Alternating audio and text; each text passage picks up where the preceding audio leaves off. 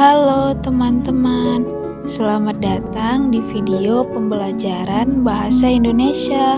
Hari ini kita akan belajar tentang teks laporan hasil observasi.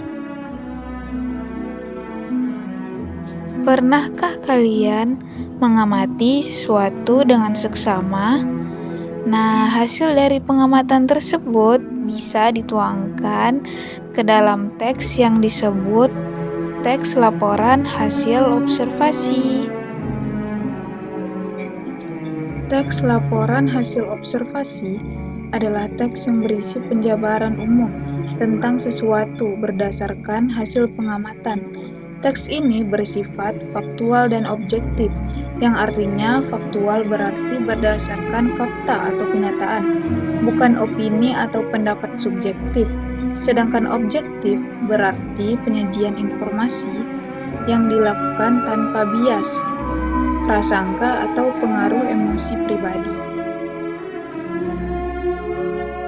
Struktur teks laporan hasil observasi terdiri atas 3 bagian, yaitu definisi umum, deskripsi bagian, dan deskripsi manfaat. Yang pertama, definisi umum adalah pernyataan yang memberitahu pembaca tentang apa yang akan dibahas. Teks atau jabaran deskripsi secara umum terhadap objek yang akan ditulis.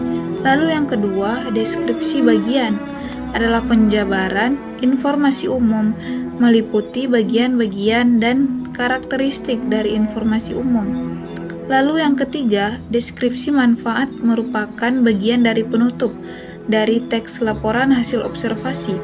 Pada bagian ini dijabarkan manfaat atau kegunaan suatu objek.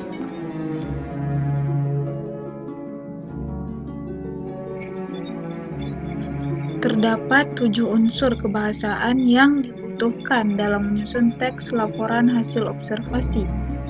Ketujuh unsur kebahasaan tersebut yaitu yang pertama rujukan kata, yang kedua kelompok kata, yang ketiga kata berimbuhan, yang keempat deskripsi, yang kelima konjungsi, lalu yang keenam definisi, dan yang terakhir, yang ketujuh kebakuan kata.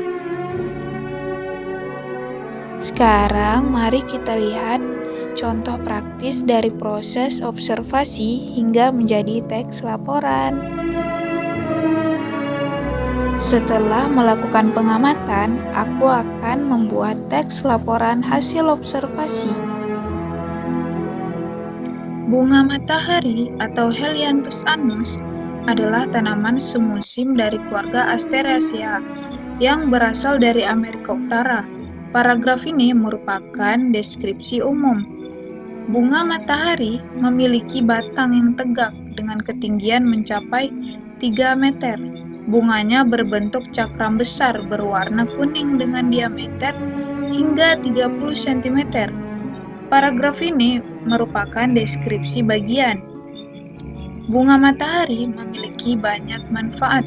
Bijinya dapat diolah menjadi minyak goreng, dan tanaman ini juga berfungsi sebagai tanaman hias. Paragraf terakhir ini merupakan deskripsi manfaat.